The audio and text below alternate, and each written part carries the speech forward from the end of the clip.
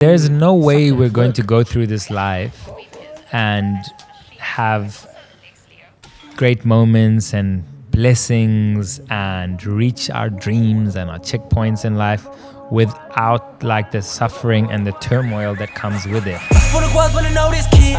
All over but he's so focused. AV brought heat with the beat, man, the track so fine that we both toasting. I'm a little hocus pocus. Hey guys, welcome back to another episode of the Creative Blockman. You guys know who I am, well, hopefully you know who I am by now. It's Miguel. Today I have a very, very special guest. Guys, I'll be honest with you. I wasn't even thinking of having this guest in the podcast. I was like, this man's, first of all, probably way too busy.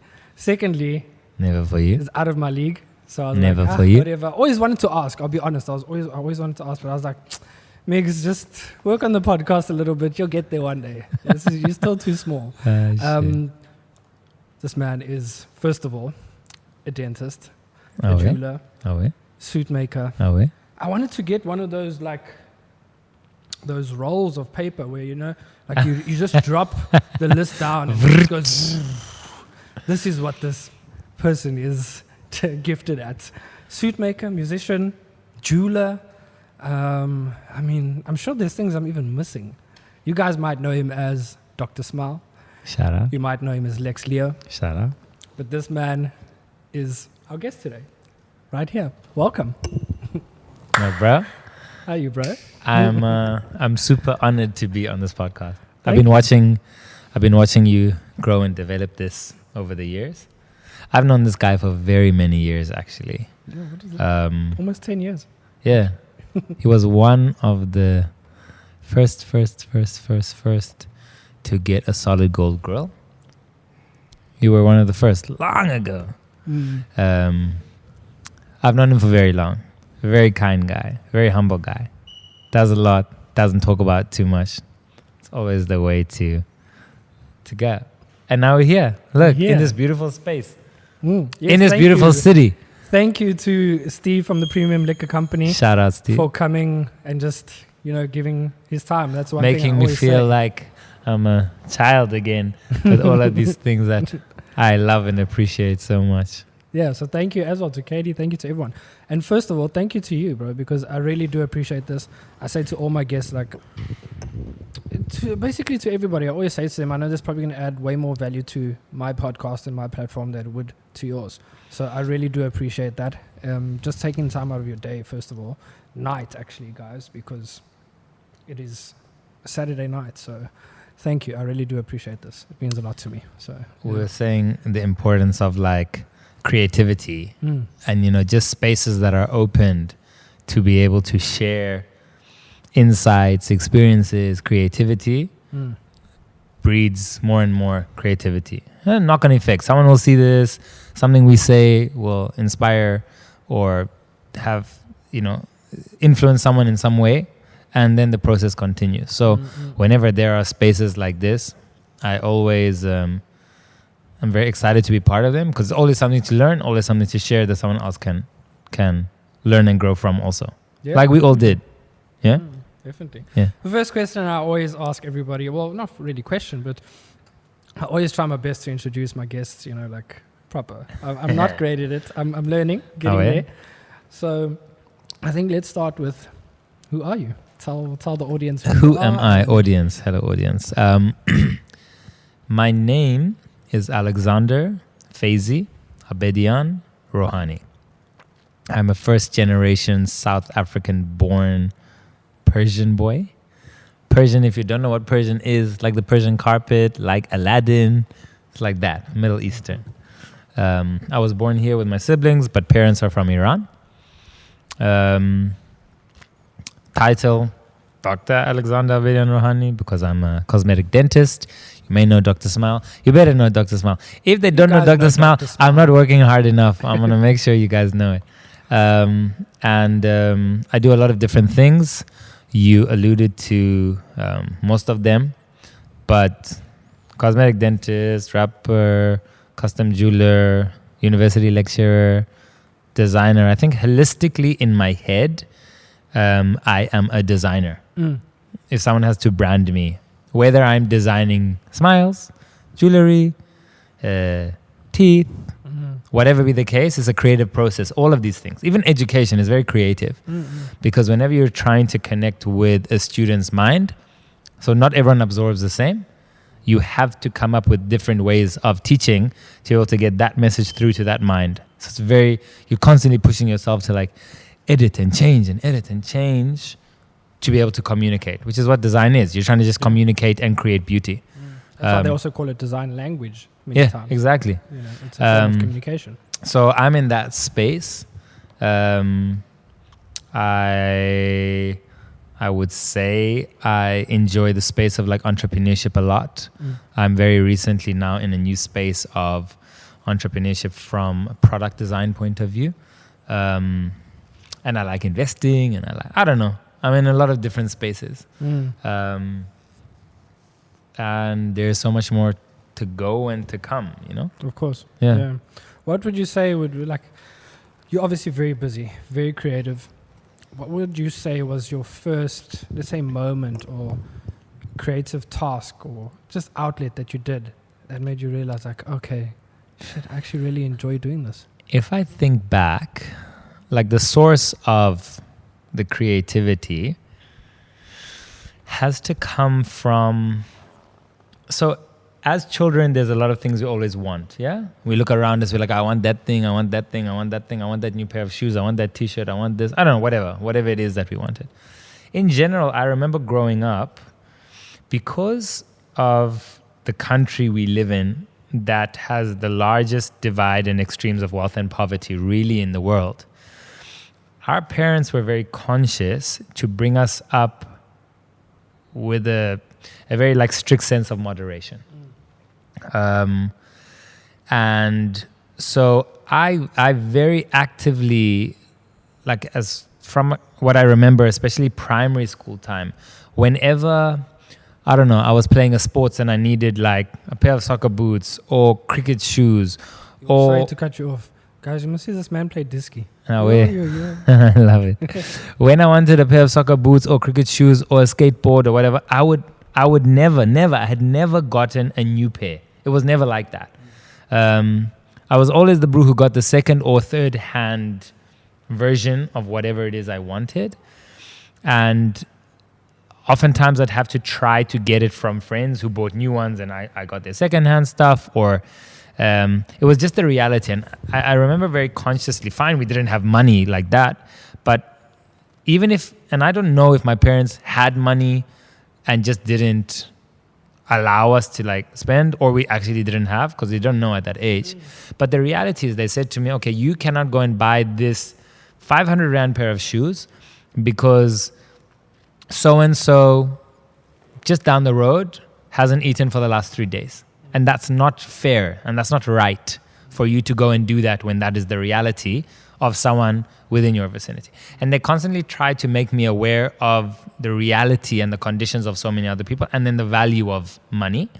And so what they would do is, if I wanted a 500 Rand pair of cricket shoes, they would say, here, you got like 30 Rand, go and buy those white Tommy Takis instead of this special brand, and that's what you can get. And so what started happening, I realized, was that I would get those things, but they were too plain for me. So I would then go and sit in my bedroom with a Koki and I would draw on a Nike tick onto this no-name shoe.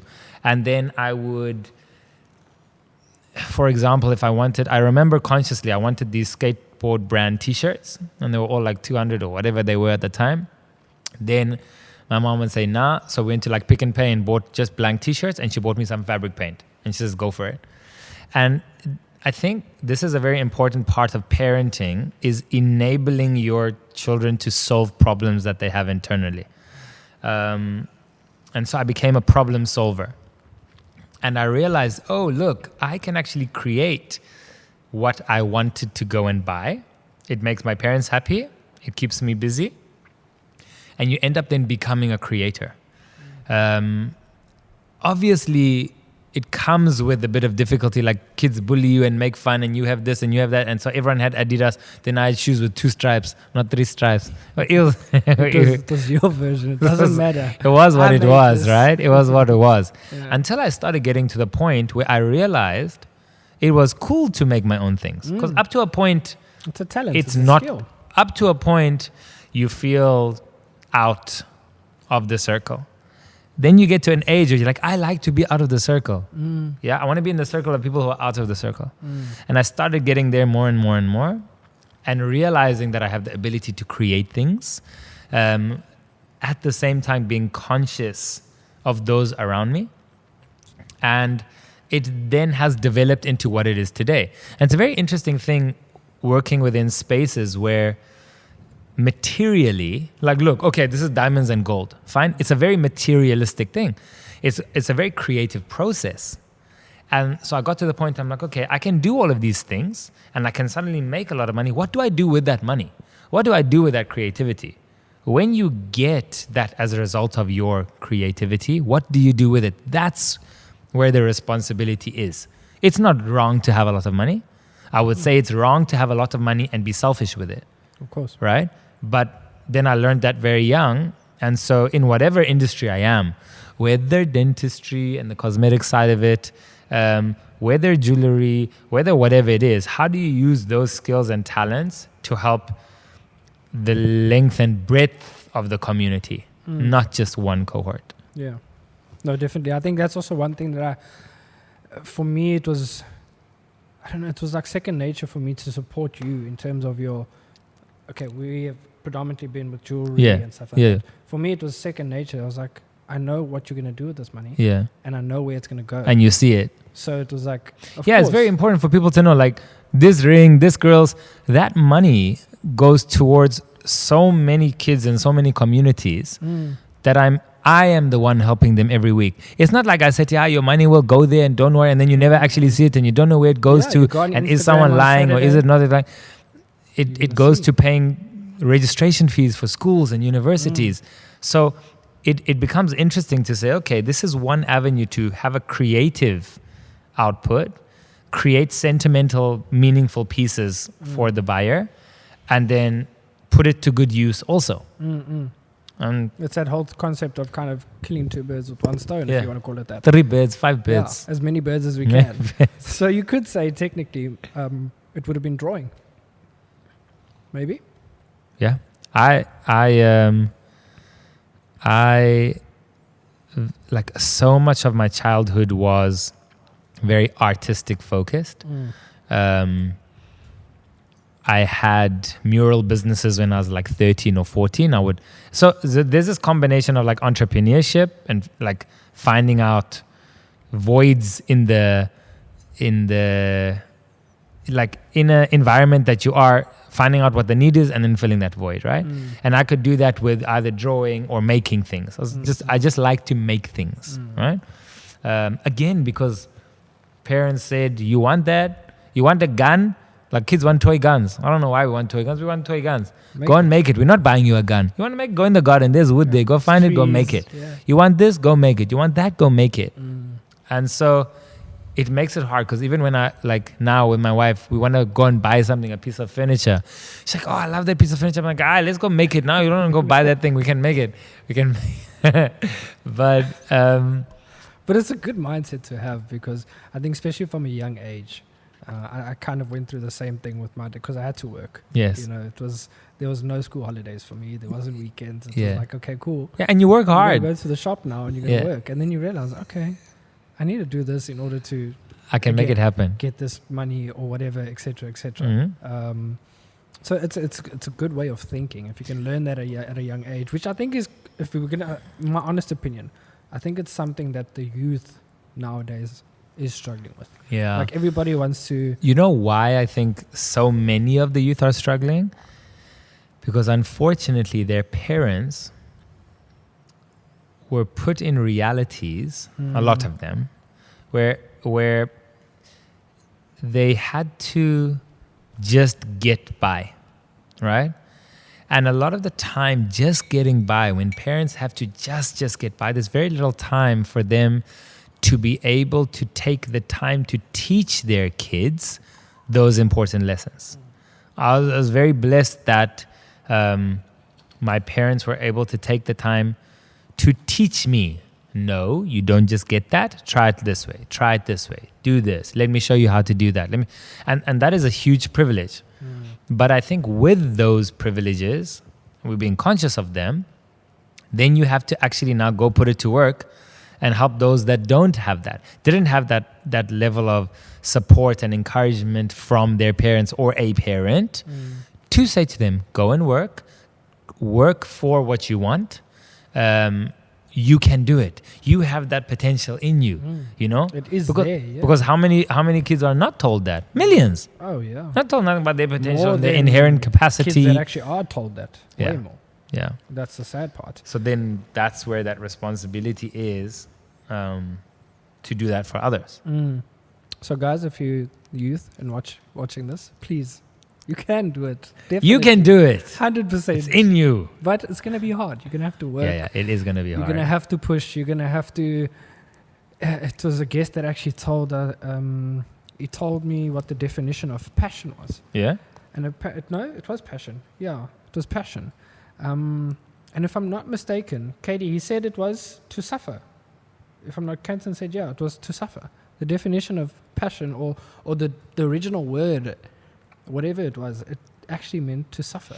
So if you're passionate about something, along the way, you're going to have to... There's no way suffer, we're going work. to go through this life and have great moments and blessings and reach our dreams and our checkpoints in life without like the suffering and the turmoil that comes with it. I think the thing is that if you have a mindset where you know you are in this life and you're going to be tested to grow. You're not just going to grow. You're going to be tested, and that is going to make you grow. If you have that understanding, then when you go through the difficulty and you go through the test, it starts making sense to you. If you think every time you get tested and you go through difficulty that God is there with lightning bolt and a whip and he's laughing at you, or the devil is there chowing you. No, it's not like that. If we say, okay, I want to grow, so I believe it like this, that our growth comes through spiritual tests, right? And then we grow.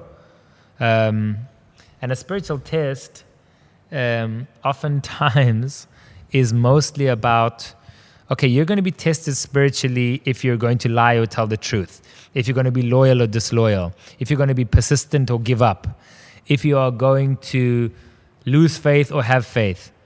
And you can apply that to like any situation, right? Whether something's difficult at your job or you're going to gossip about someone or not gossip. These are spiritual tests. They're not material tests, you know?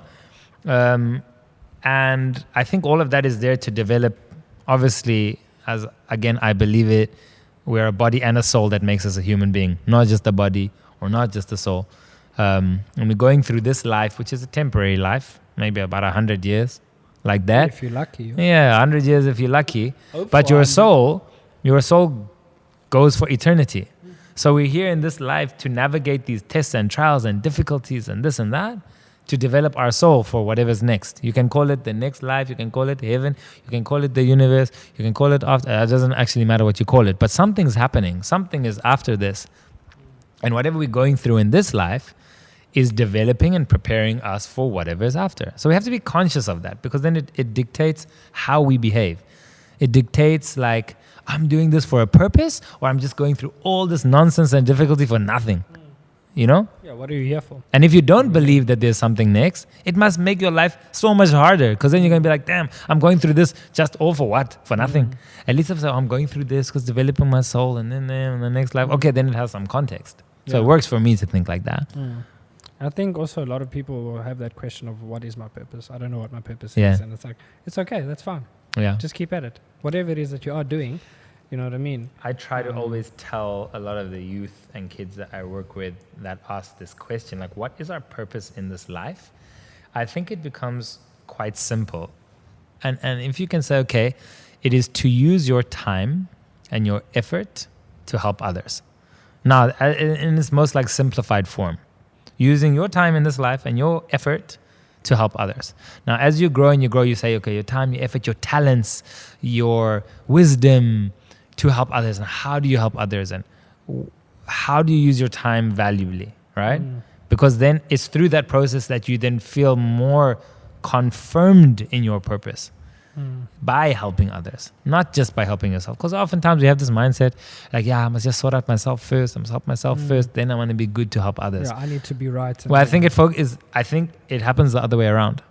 You help others, you will fix yourself. And then you'll find your purpose and your direction. Because there's no ways that someone who uses their time to uplift somebody else who is in a lower position? Position. But that position can be emotionally, mentally, spiritually, psychologically, materially, whatever. Everything. To help uplift someone else, when you uplift someone else, you definitely feel purposeful. Is that a word? Is it just a word?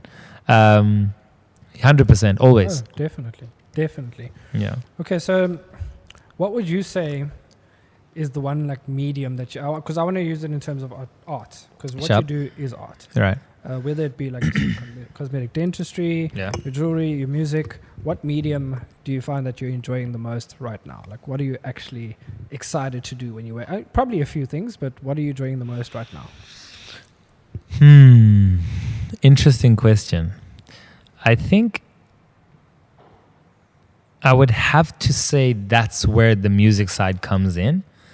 Because if I say dentistry and jewelry design and education, these things all fulfill a certain thing, but I don't get to combine a collection of emotions and then spend a lot of time creating the art and then sharing that. It's not like I'm a painter and I'm taking all this emotion of all my experience, I'm putting into this art and then putting up in a gallery. It might happen one day, but I think at the moment my gallery is Spotify and iTunes, and you sit and you go through a whole series of emotions. And I love writing. I think this is one of my favorite parts of rapping and hip hop is the writing element of it. Now, just the writing becomes so creative because you're trying to fit in syllables and flow and vocab and meaning and emotion and then connect with the listener. And so every song that I write comes from a certain emotion or something that a message I'm trying to convey. And more of my recent songs, so I've made since I started 24. So maybe my last 4 or 5. Obviously, as an artist, you grow and you grow and you grow and your writing gets better and your ability to connect with listeners gets better. We'll see until what number when I get my first hit that actually goes to a point where people actually know the music. That's always an exciting thing as an artist. Yeah. But not you keep having to remind yourself also as an artist that if you don't get that, you're making the art to make the art, whether or not someone buys your painting. That's the hard part of it. Because you always want to make music and be like, it's a hit and it's number one. But it doesn't work. It hasn't worked like that for me yet, but that's fine. Yeah, I know you feel like every time we make an episode, I'm like, why am I not Joe Rogan? Why is it not viral? 3 million followers. What's going on? But I know, it's hard. But you do it because you're doing it for the art. Because you can't play yourself. You say, I'm making this because I love it. I'm making this for the art. And then when it doesn't go viral, then you're like, So you're playing it anymore. Yeah, but I mean, that's the thing. Then we are very blessed to be able to do these spaces of art as a creative outlet. And our livelihood doesn't just depend on this, because that makes a big difference. Yeah. Because then you can do the art for the art. Not like, I have to do this and I must just take any sponsorship and I must do anything and talk about anything that they tell me so that I can make it, Definitely, yeah. Which is a dangerous space. Very, very dangerous. Yeah. Let's just leave it at that. Yeah. So would you say like music is a big part of, it would probably fall into all the other elements then? I'm sure music is a big part of, I've been in your dentistry chair. Music is definitely... I don't work without music. I love music. Exactly. So in terms of designing jewelry, I'm sure you're listening to music while you're designing. Always. I'm always listening to music. And I have like a very wide array of music that I listen to. Ooh, I listen to Nat King Cole, to Elvis, to Eminem, to Jelly Roll, to... What's his name? I was listening to him today when I was working on this patient. James Arthur. It just goes and it goes. And I try not to I only listen to that music. I only listen to that. No, I listen to everything because I want to be an artist, and you want to be able to see how have other artists who've done well been able to put in creative license into that song and then connect with me as a listener. And whenever I listen to a song, I listen to it as an artist. I'm like, hey, I can hear that ad lib that they did. How did they look when they did that ad lib? Everything was quiet in the booth and they just went like, ah! But it sounds so great in the song. Yeah. So they had to have the creative freedom to be able to do that and enjoy it, you know? I was saying now we were listening to that one song that I wrote, that XO track. And I remember sitting there recording it like 2 a.m. And I was just like, I need to convey this emotion through the song. So I'm sitting there, repeat. And you can hear it, until it sounds emotional enough, right? And that's a fun part of making it. Like a brush stroke. You're repeating that brush stroke until you feel it's perfect. And then you put it in the gallery and then no one takes notice of it. Then you're like, it's fine. Why? They slept on me. But whatever. It's the critics. It's the industry. I always remind myself, though, this is very interesting. Drake, world famous, multi-million units sold, blah, blah, blah. Yes? Everything. Before, what's your first song you knew of Drake? What's the first song? Yo, bro. What's the... I don't even know. Okay, so the first song I knew of Drake that actually came was like Best I Ever Had. That and like Bedrock from Young Money. That's the first time I got exposed to Drake. Probably a Young Money feature. Fine, that's the time I got exposed to Drake. Drake had released 2 projects, I think 55 songs or something. I was looking... Before I even heard those, and that was Drake. And I was like, I must stop whining. I only released 24 songs. Drake released 55 and I didn't even know about him. Like, stop it. I'm not putting in enough effort. And this is what I say to a lot of people. There are artists around the world, so many in South Africa, who are spending 8 days a week in studio making songs, till one of them catches. Now I'm sitting here whining. I make like one song every 6 months when I have a chance between patients and jewelry and this and that. Why is it not catching? And I'm like, why is it not catching? Because I'm not putting in the requisite effort for the result that I want. So stop whining. Make the art. If you want to now go and put in that type of effort, then maybe you get that result in this world. You know? So I've also realized that, just to like humble myself and put myself in my place. One of my closest friends, super famous artist, we all know him, Nasty C. We speak a lot about this. And he has hundreds of songs, hundreds that he's just got chilling there. He's never released them, doesn't actually like them. He made them, he tried, he did that. And he's like, nah, put them aside, you know? And it's interesting. It's like when they're trying to select tracks for an album and they're selecting like 17 tracks, they're picking from a list of 100 that they made. Yeah. Me, I'm like, I made 5 songs. Let me put it on a mixtape and put it out. I don't have options. So that is super important for people to understand. Like, don't be disheartened if you don't get the result that you hope for when you're not putting in the level of effort that other people who are in a way higher position are putting in, and them still not necessarily getting what they want. Like, it doesn't work like that. It's not just like a ticket because you went and made some effort, you magically get it. Because we each have a different capacity and a different cup to fill. We all have different cups to fill. It's not like this is my cup and this is your cup and me and you are equal in this life. You may have way more capacity than me and thus have to work a lot harder to fill your capacity because that's what you have. Or vice versa. And so that's why we can't compare ourselves to others. We can just look at others and say, wow, that person is inspiring me. Like, there's no room for hate. Just either get inspired or like encourage or just keep quiet. There's no room for hate because everyone has a different capacity and has their own journey anyway. Oh, no, definitely. It's like I always say this to one of my friends, a very successful businessman, and I always say to him, like, I'm not I don't envy anything, you know, like I want to learn from you. I want to pick your brain. That's the only thing I want. I don't want to say, I wish. You know, fuck him, he's this. No. I want to pick your brain. I want to sit down and be like, okay, how did you do that? And I catch myself sometimes, in the past especially, like over the last maybe 10 years, I sit and reflect a lot on how I think of a situation.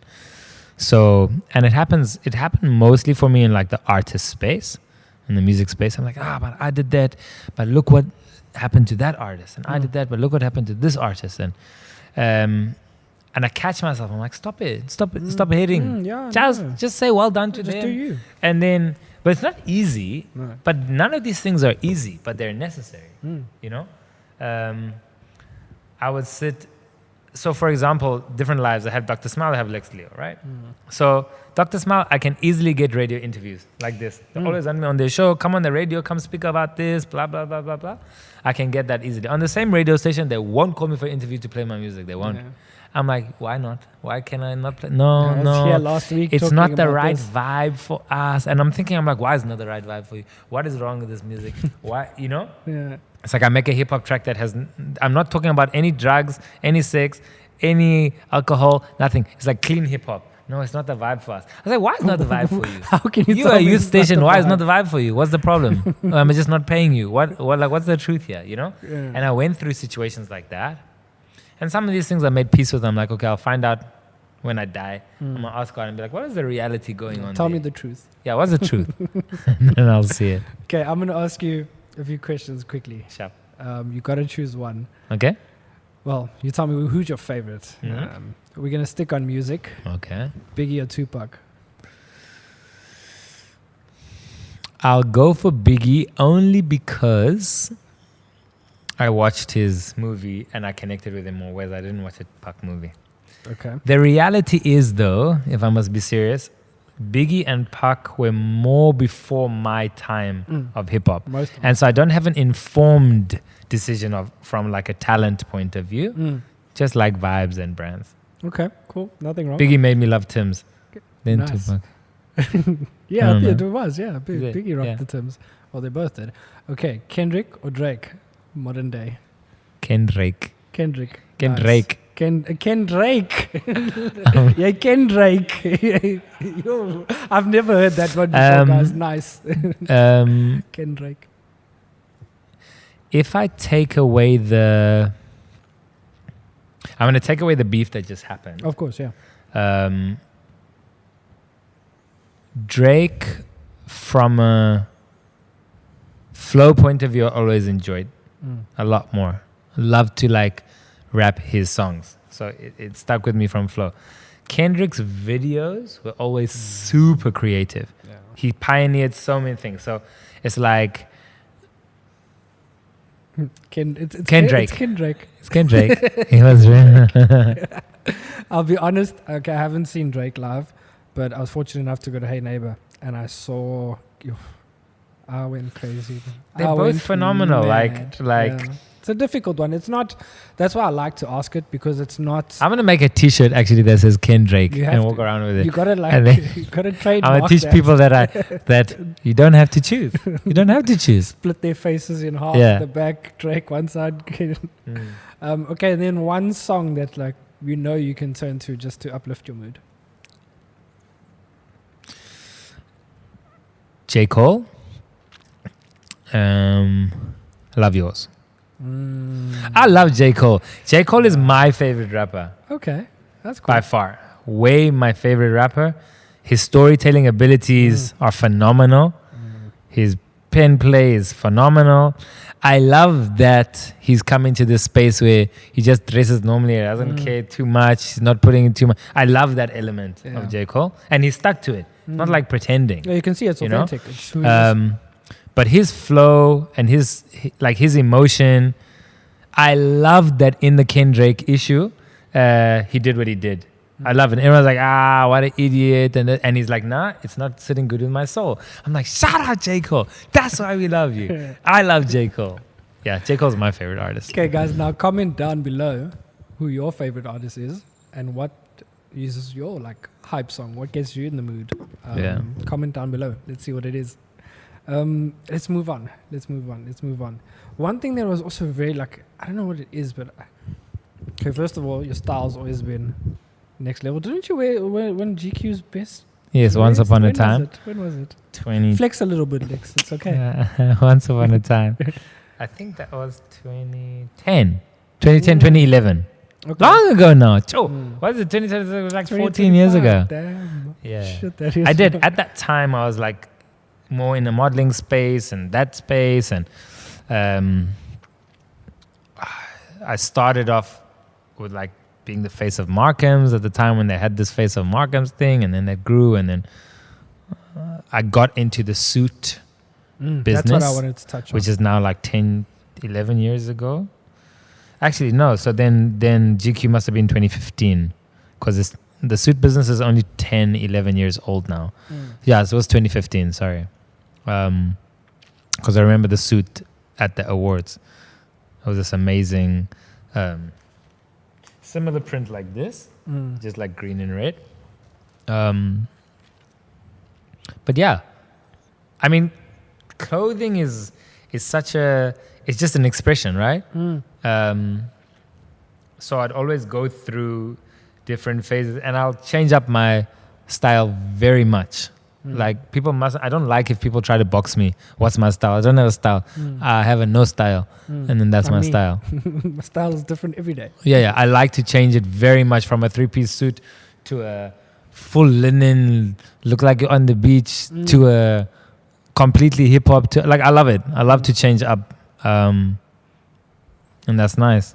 Yeah, you get to express yourself in a sense. Yeah, 100%. It's just expression. How's the suit business going? Suit business is great. We are now 11 years. It's myself and my partner, Raphael Mukendi, my Congolese brother.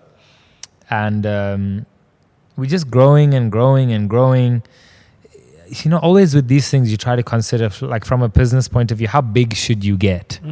And now that I'm in Cape Town, we're thinking of opening the Cape Town branch, because we've only ever been Josie based. Yeah. But there are other tailors. Okay, so how are we going to do it different? And what's going to be this? And what's going to, you're trying to think of those. And then sometimes you say, sometimes in business, I think sometimes it's valuable to say, contentment is very important. Stop always trying to get bigger. You don't know, because we want to. Everything we want to get bigger, né? Yeah. And someone's like, just stay there. You're comfortable. It's enough. You're doing well. You're employing people. Your quality is good, it's getting better, but there's always room to grow, and just stay there. Why do you keep on wanting to get bigger? Don't fix something that's not broken. Yeah, but I mean, we have this perpetual thing where we want to like grow. So yeah, I think between Raphael and myself, I'm more of like I like to like play around with materials a lot more, bright colors and textures, and he's very like classic, which is a great combination then for us. Yin and yang, balance each other out. Yeah. Because like he'll be like this on the outside, then I took this leather jacket, I'm like, no, put this cool stuff in the inside. And even on the inside of these sleeves. You've split suits before. Yes, yeah, I've split suits. Seen, like, yeah, exactly. Crazy. So You've had some it's again, it's just an expressive place. And then I grew up like from age 11, I had my mom's sewing machine, and I would just play around with everything. This material, that material, make my pants skinny, wide, this, that, whatever you needed to, right? Again, when you learn, and everyone always made fun of me, like, you sew. I'm like, yeah, bro, I sew. Do you have a problem? You can't sew. Look, like I can make my own clothes. Wish I knew how to sew. And then, fortunately, like I was always encouraged to do these things. Like in high school, I picked a subject, home economics. I love that. So economics. I learned to cook, and then I learned to sew. I wear. Home economics. Now my wife is very happy. My wife's happy. I can cook, can sew, can make my own clothes. It's fine. Yeah, I enjoy it. Okay, so you're obviously a very busy man, and the one question that even myself, like, to be honest, it's something I'm working on, is utilizing my time better. Yeah. How do you fit this all in? How do you do this all?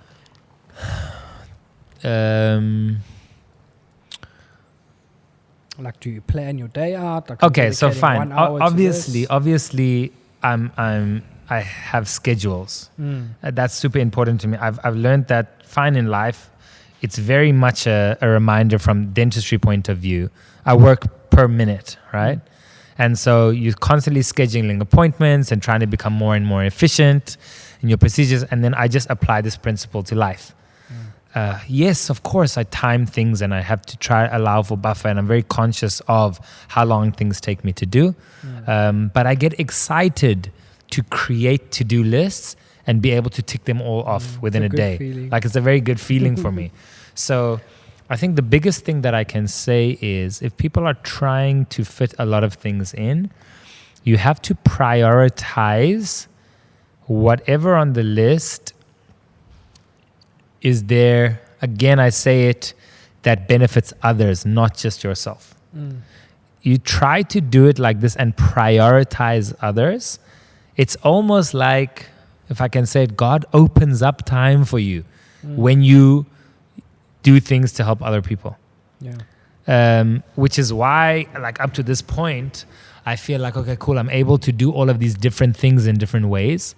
My weeks are quite structured, though. It's like if I take like a Monday to Monday, I know, okay, on this day, I'm seeing patients. On this day, I'm teaching at the university. On this day, I'm at my other clinic. On this day, I'm in the jewelry workshop. On this day, I'm at the other business. On this day, I'm working with the kids.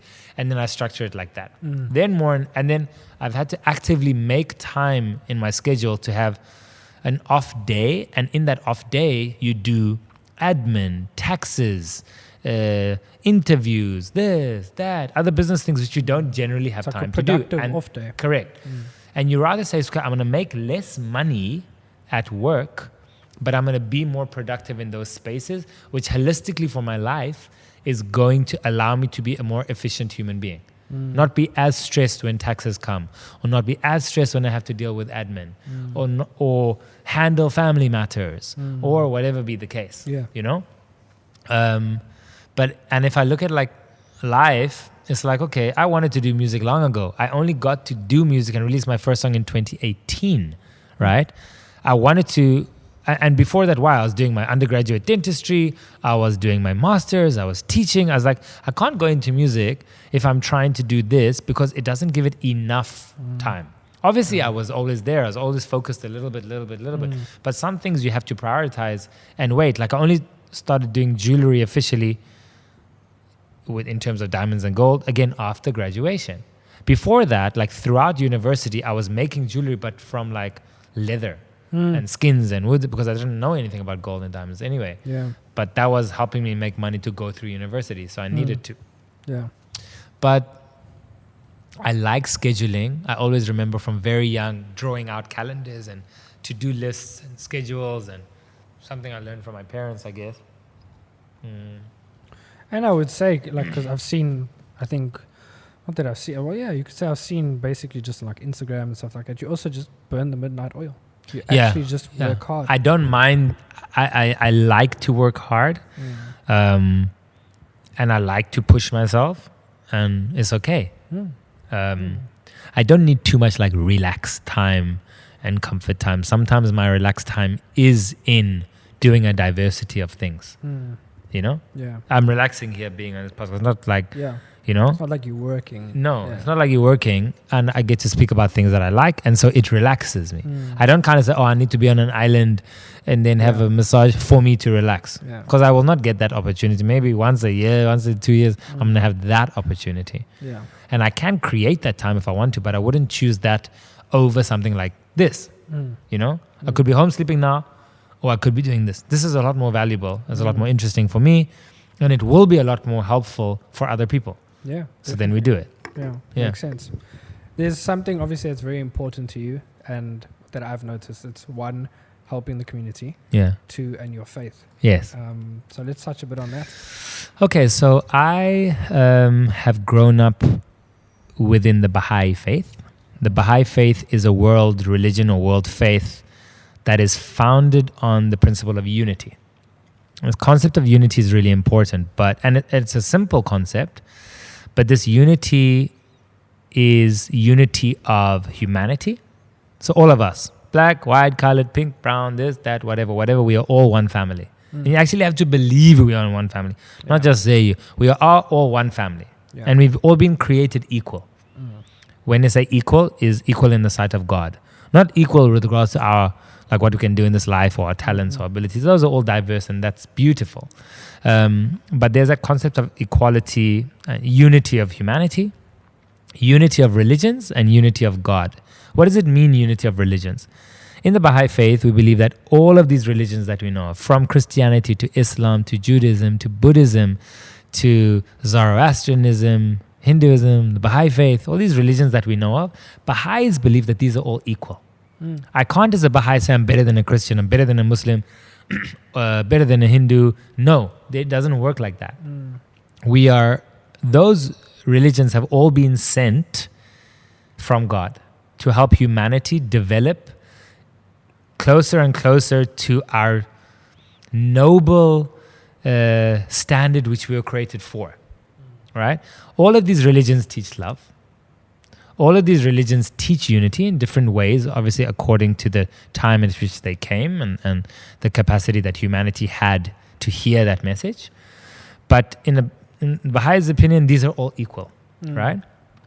And then the last concept is unity of God. And what I mean by that is we also don't believe that there's a different God for Christians and different God for Muslims and different God for Baha'is, and believe there's only one creator. And you can call that creator whatever you want. You can say Allah, you can say Mudimu, Nkulunkulu, Tiko, the universe, the energy, whatever you want to say. It actually doesn't, it's irrelevant what word we use. But we have one common creator who's created all of us to be able to love one another and grow closer to God. Like, this is how I believe it. Okay. God has then told us that the best way we can use our time in this life and show that we love God and want to worship God is by helping others, is using our time in service to humanity. Not service to just Baha'is or service just to this group or that. No, humanity holistically.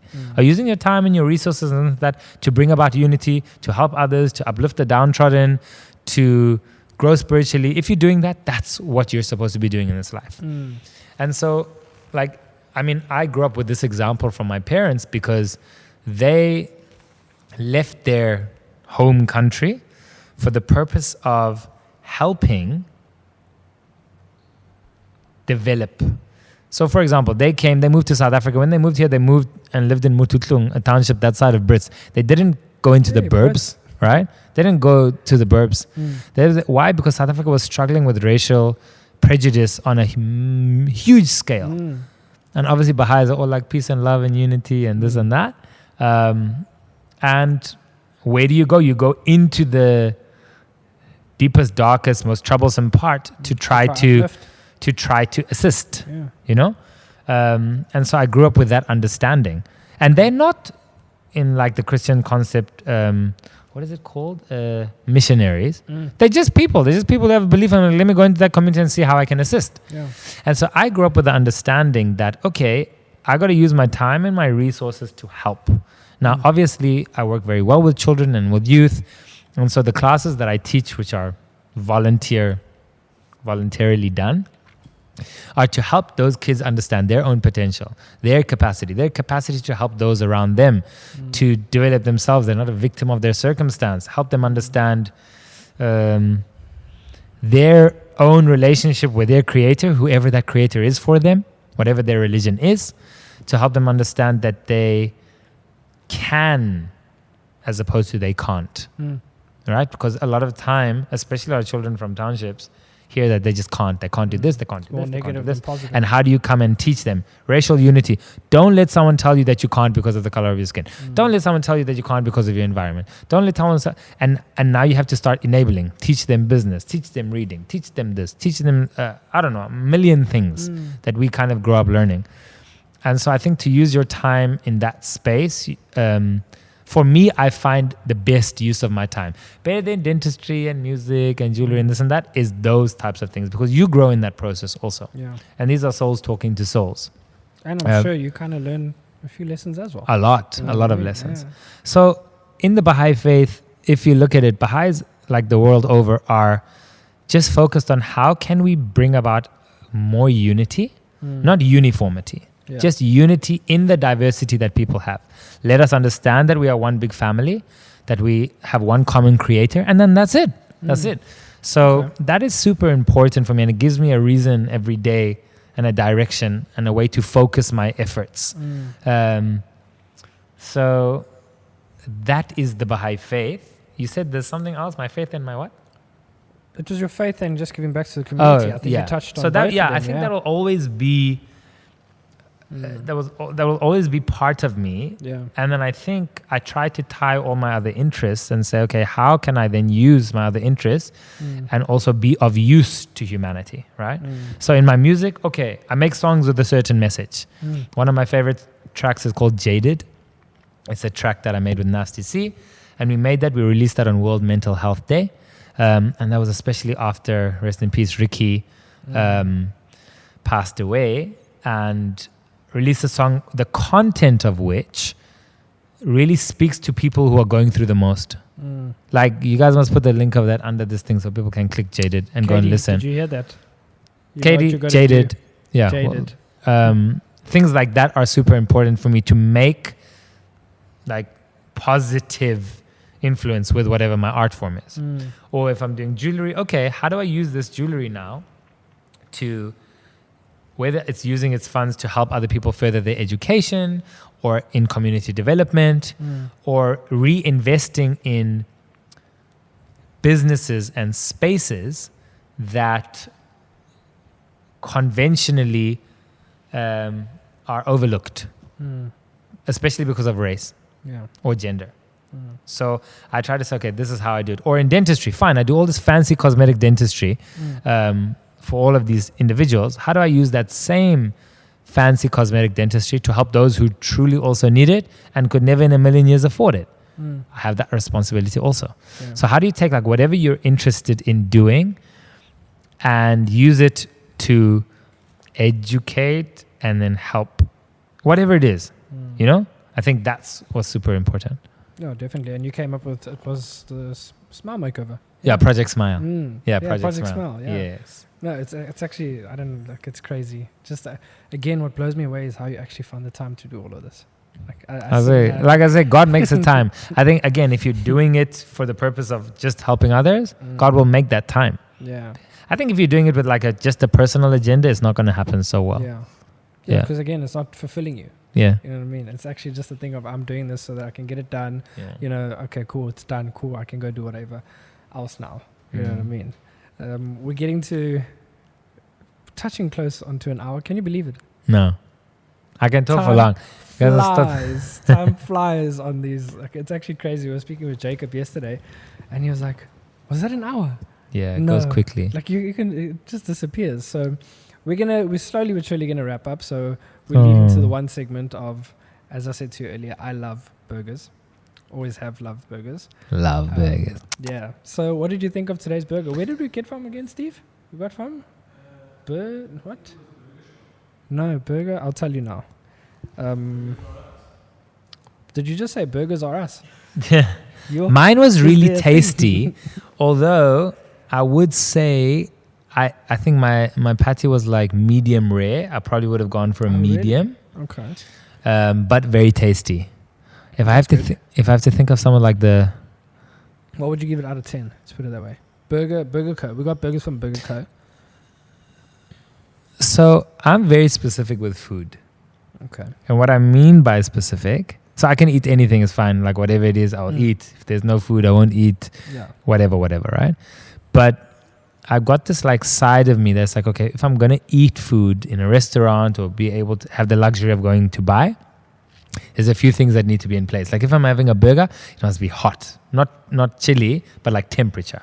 Or things like, I love, like, I'll have ice cold Coke, hot food, or whatever it is, right? Yeah. So I know, like, if I had that burger and it was like hot, like fresh out, it would have easily been like a 8 out of 10. But this is the issue with like Uber Eats. So half the time, like when I want to like order stuff, I'm like, hey, and I tell my wife, I'm like, no ordering. We're going to either go to that restaurant or we don't eat it. Yeah. Or then we're just like wasting that burger.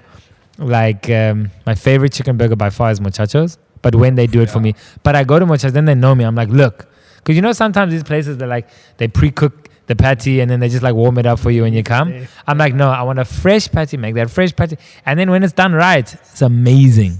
Yeah. I used to have this one burger at JB's Corner in Melrose Arch. JB's Corner. Yeah, JB's Corner in Melrose Arch. That was the best burger by far. It was called the chili cheese burger. I still remember that thing from like 10 years ago. That's when you know. I wish I could have it again. It was great. I love burgers. Yeah, I'm definitely a burger person. Nice. I'd love to hear that. Mine wasn't too bad. You got chicken? I got chicken. Yeah? Usually, I'm the type of person, like, chicken burgers aren't burgers. Don't tell me a chicken burger. The burger must be beef. Is it? I don't know. I'm not saying I'm right. Don't get me wrong. That's just my opinion. But it was actually pretty good. I'm actually starting to grow on chicken burgers and stuff like that. So then are like burger companies going to start sponsoring your podcast and sending and I hope eventually, like, they're going to have to. After all these episodes, at least one. Can you burger companies please, every time it's got an interview, you guys need to send someone from your shop, come and deliver it. Please, guys. We'll eat the burger here live on the podcast. We'll test it. And then I don't want money or anything. Like I just they must bring the burgers, bro. I just want a sponsor that's gonna feed me. That's all I'm asking for, and my guests. That's all. Yes. Preferably burgers. I think they can do that. That's BGR. I love you. I love you, BGR. That's all I'm saying. Make it happen. It's a great opportunity, guys. Okay, cool. So I give my burger. The chicken was fresh, and that's one thing I love. I hate it when the chicken's like this small nyana thing. It's like no. Give me a nice piece of chicken. That was good. I must say the chicken was good. The sauce was quite. It was spicy. Was it spicy for you or not? Yeah, No, mine was spicy. nice. Okay. I'll go for 7. And bun's always. Bun was very good. Bun was very For good. me, is a big thing. That's what yesterday we had. Again, no hate or anything. We had from burgers some Zunis, and like the patty's so good. It's a Wagyu patty. It's Yeah. like, you guys put so much effort, time, and energy into this patty, and then like a bun that we quickly ran to the garage to go get buns. Like, no, guys, come on, put that same energy into your bun. But anyway, I'd say you said 7. You were saying 7. 7. Yeah, I think I'd also say 7. Again, it goes back. Yeah, to it wasn't bad. It wasn't amazing. And It's not it like I was like, hot. give me another. Although I was fasting, and so it tasted like good. Like it was like, give me that burger. It was when great. you're fasting, everything tastes amazing. Yeah, exactly. And it's like you said, if it was hot, I do agree with you. Yeah, 100%. 100%. If it was hot and we were at Burger Co, Then that it burger would with way like better. chips, nice little dip, you know. Okay, yeah. Way better. Way better. When you get the burger sponsor, then call me back. Then we're I gonna. will. I'm gonna come. What do you mean? I'm gonna be like, Lex, I got the sponsor. I got the sponsor. I'm coming with burgers now. There's no podcast that's doing burger sponsor, no? Come on, guys. Come on, Not guys. that I know of. They've got to make that happen. David, I'm telling you now, I'm bringing you burgers when that happens. Yes, I will. I'm coming to Cape Town. I'm gonna deliver you burgers at the practice. Yeah, it's gonna be amazing. Where can we find you on socials and stuff like that? You guys. Main page is Lexleo Dr. Smile at Lexleo Dr. Smile, and then all my other individual pages are in the bio. Shore Custom Made, Project Smile SA, Lexleo Music. Yeah. What should people look out for? Quick, just something that you might be working on. Quick. Don't give too much info.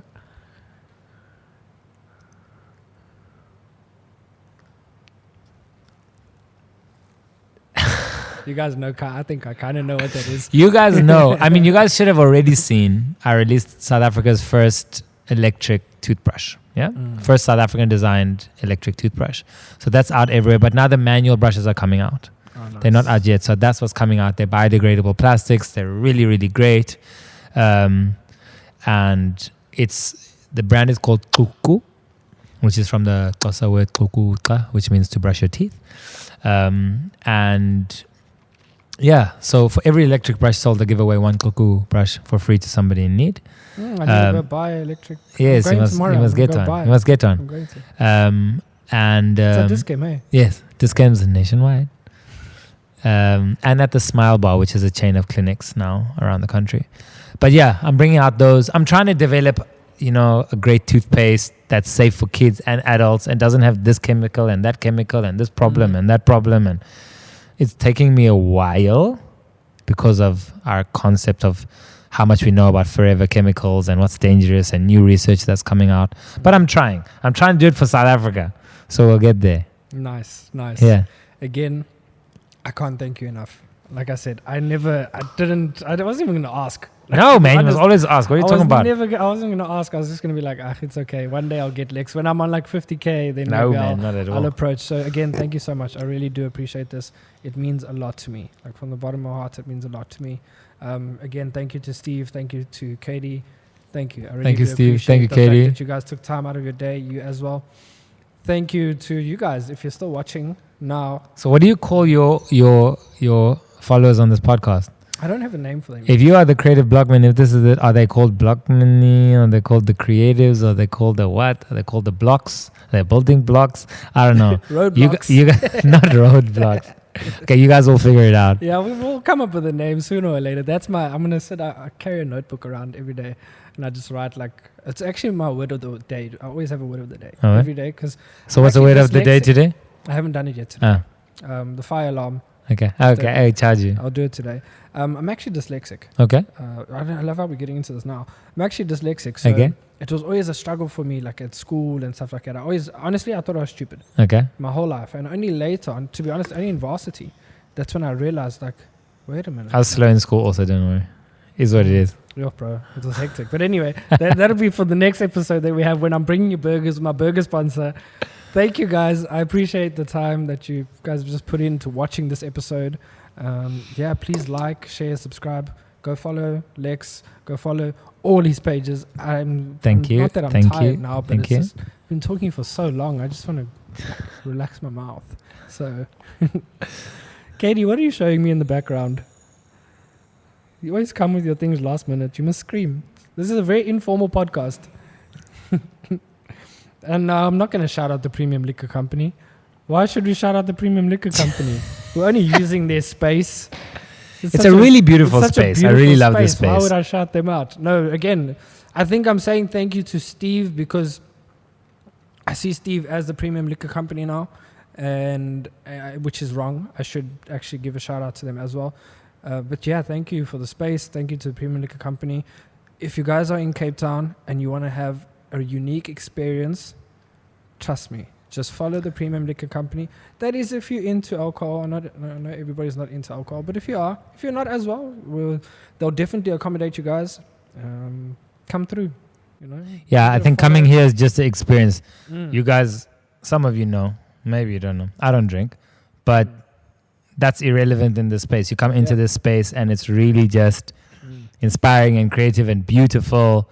And I think that's something very important for spaces that create spaces like this, and you just enjoy being here. You can come here and be drinking water. You don't have to come here and have premium water. Yeah, premium water. Cheers. Again, thank you guys. Now it's officially over. Katie, are you sure you don't have anybody else I'm gonna shout out? Should I shout out the mayor? Thank you. Okay. Shout out to thank you guys. I really do appreciate it. Please like, share, subscribe, all those things. The biggest focus now with our channel is that I don't want to monetize the channel. I don't want to make money. I want to be able to create authentically. I want to use music that I actually enjoy. Yeah. So please just follow so that one day when I drop merch, just cop a t-shirt, or something, Yeah. I don't want to monetize this channel. And I'm not going to. I want to create. I want to make good Except stuff, we do want free content. burgers. Yeah, but I do want free burgers. Cheers, guys. Thank you. Thank you, bro. Thank you. That was amazing. Thank you so much. For